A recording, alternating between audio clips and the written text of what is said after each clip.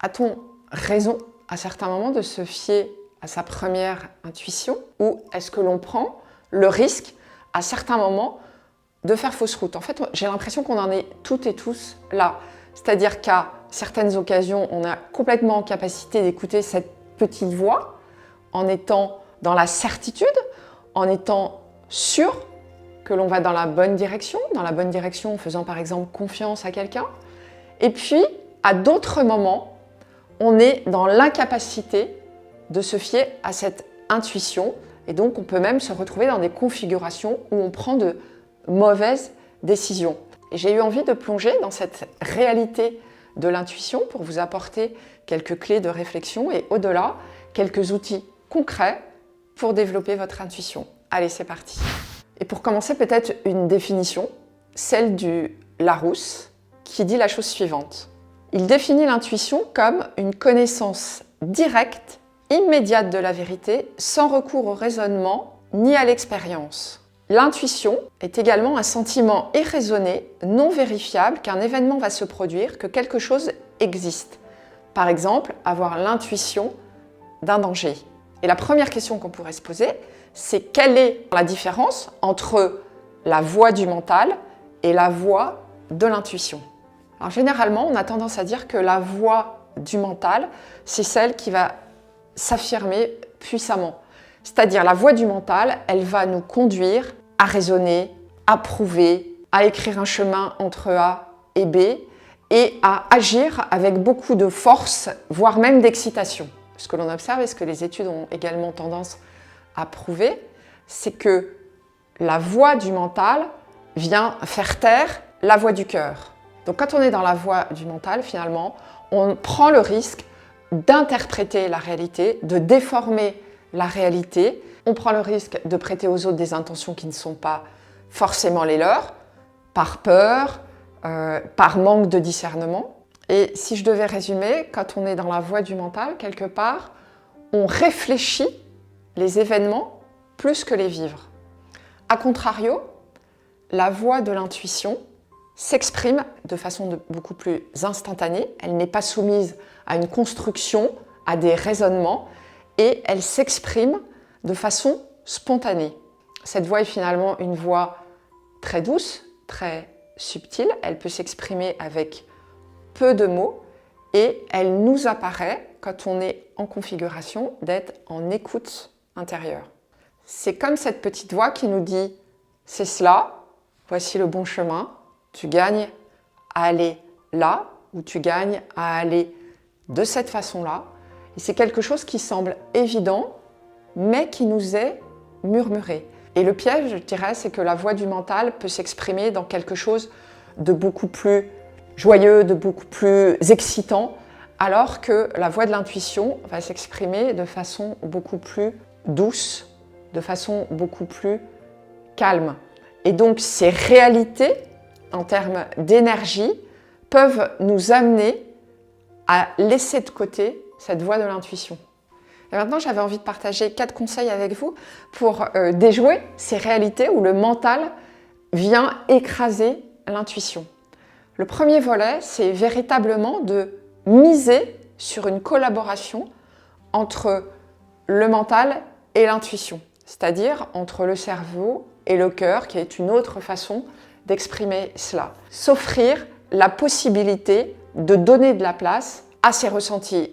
Et pour cela, pour faire cohabiter ce duo cœur-cerveau, il est absolument essentiel, à mes yeux, de s'extraire du quotidien pour que cette petite voix sensible de l'intuition ait une chance d'être entendue. Et au-delà, pour terminer sur ce premier conseil, c'est vraiment d'avoir suffisamment confiance en nous, suffisamment confiance en nos pouvoirs intérieurs pour oser s'affranchir de certains indicateurs qui vont être des indicateurs mentaux. Deuxième conseil, faites attention à cette surexcitation liée à des mécanismes mentaux. Et pour laisser de la place à cette petite voix de l'intuition, à ce doux murmure de l'intuition, il est important de faire redescendre le niveau d'excitation, d'agir à certains moments dans la sérénité et pour cela, Par exemple, vous savez à quel point nous sommes attachés à ces pratiques de la cohérence cardiaque que vous pouvez retrouver dans cette vidéo, mais de trouver ce moyen, que ce soit la cohérence cardiaque, que ce soit d'autres moyens, mais de vous retrouver en situation de paix et de sincérité avec vous-même. Troisième conseil, misez sur la possibilité de contourner ou de dépasser des obstacles. Parce que finalement, lorsqu'on se retrouve dans des situations difficiles, on peut être amené à ne plus savoir à quel sein se vouer. Et donc, l'idée ici, et je vais vous partager une méthode maison inventée par Sébastien, l'idée pour contourner un obstacle ou une difficulté, c'est de pratiquer ce qu'on appelle la méthode des 10 S. Donc 10 S pour 10 solutions et 10 solutions pour 10 solutions de la difficulté. Donc au-delà de ce jeu de mots maison qui a jailli du cerveau de mon associé, simplement pour vous amener afin de prendre ce temps de recul, afin de laisser une chance à votre petite voix intérieure d'émerger, vous posez et face à un obstacle, face à une difficulté, vous listez 10 solutions possibles. Vous les écrivez, vous pouvez aussi fonctionner en intelligence collective, c'est-à-dire vous écrivez 10 solutions, quelqu'un d'autre ou d'autres personnes écrivent elles-mêmes leurs 10 solutions, vous recueillez l'ensemble de ces pistes de réponse face à votre problème, vous les mettez en commun et vous pouvez leur donner un score, c'est-à-dire vous pouvez les prioriser avec une note. Donc chacun donne une note à l'idée, indépendamment de celui qui aura émis l'idée. Et ainsi, vous allez pouvoir avoir une note attribuée à chaque idée qui est la moyenne des notes de chacun. Cette moyenne des notes de chacun va, en intelligence collective, vous permettre de prioriser des idées. Et ainsi, vous pourrez donner de la place à la créativité, vous pourrez donner de la place au recul et vous pourrez favoriser le fait que cette intuition trouve à un moment donné son expression dans la résolution de vos problèmes. Dernier point, j'ai envie de dire, entraînez-vous à l'intuition, c'est-à-dire notez les flashs que vous avez, notez les idées qui surviennent de nulle part et regardez avec le temps si ces idées ou ces flashs ont trouvé une réalité dans votre quotidien, ont été des réponses appropriées. Et vous verrez que plus vous aurez conscience que ces flashs ou ces idées qui, a priori, sortent de nulle part, sont de véritables réponses positives, plus vous prendrez confiance dans votre capacité à donner une place à votre cœur pour trouver des réponses aux problématiques qui sont les vôtres en ce moment. Et donc pour conclure, on pourrait dire qu'on est soumis ou finalement on fonctionne avec 3 formes d'intelligence. L'intelligence du cerveau, l'intelligence du cœur, l'intelligence du corps. Et sachez que l'intuition est reliée à l'intelligence du cœur et du corps. Et certaines études, notamment des études américaines, ont démontré que le circuit d'information se faisait dans l'ordre cœur, cerveau, corps.